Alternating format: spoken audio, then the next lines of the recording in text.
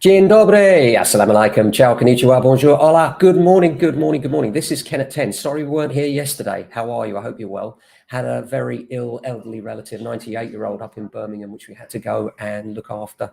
And we went to see him. I'm pleased to report that everything's okay. But family first here at James Alexander, as many of you will know. So yes, sorry about that, but here we are. How are you? I hope you're well. A few interesting things going on. Excited to tell you that we are interviewing with Jason Tebb of On the Market, a CEO and fantastic guy, estate agency background, running a podcast, and we're invited today. So looking forward to chat with him, and we'll tell you all about that when it's happened.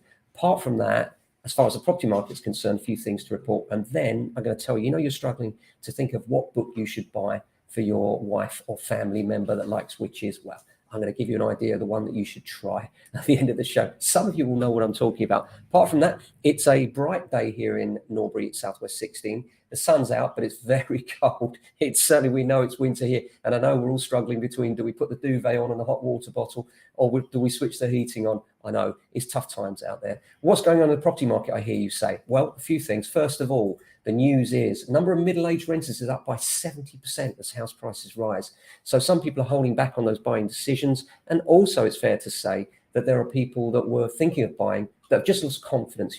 They've looked at interest rates, they've risen far beyond what their expectation was. They looked at mortgages before, and the estimations of what it would cost on a monthly basis has doubled or trebled in some cases. And so for that reason, they're out. And what are they looking to do if they're not buying? Well, of course, they're renting. But the problem is this: there's already insufficient rental stock for the current market. And then you put on top of that the older people that are also looking to rent. Then on top of that, the first-time buyers that have now switched over to rental. You can see how that just exacerbates an already massive problem here in London. So that's really frustrating. We just don't have the available stock. And I have to say, it's government inflicted. And there is another article in the paper today from Get an Offer estate agents saying it's a reduction in capital gains tax that's making landlords sell up. Well, here at James Alexander, we would beg to differ on that and say that actually this is all about Section 24, which has been brewing in the background for many years now, where the government took away the private landlord's right to deduct interest payments from their rental, meaning that in many cases, landlords don't actually have any profit.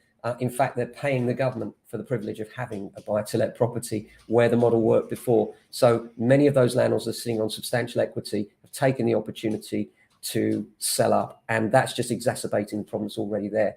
Government, if you want to do something about it, repeal Section 24. That's what we all need. And that will make a massive, massive difference to the UK market as far as the supply of rental property is concerned. And if you really want to help the less fortunate, you need to increase that supply. And we already know you're not going to do it. The next article is Levelling Up Secretary Michael Gove. What's he done? He's announced that they're no longer following targets, and the 300,000 target will no longer be a target.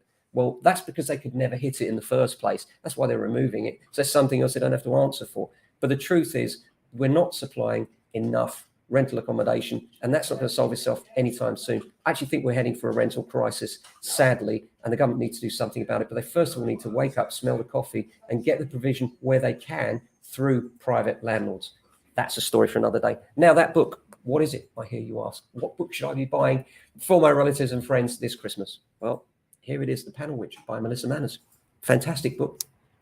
She's my daughter, so you would expect me to say that. You'll find it on Amazon and in all good bookstops, stores. So apart from that, hope you have a fantastic day. We're looking forward to a busy day today, a number of valuations and a lot of people discussing marketing tactics and plans for next year. One other little handy hint. Some people are talking to me about Christmas decorations. Do we put them in shots for marketing or not? The answer is always no. Christmas decorations are a no-no for take-ons. Why? Because they specifically date your property. It's a little bit like going and photographing a house in the snow.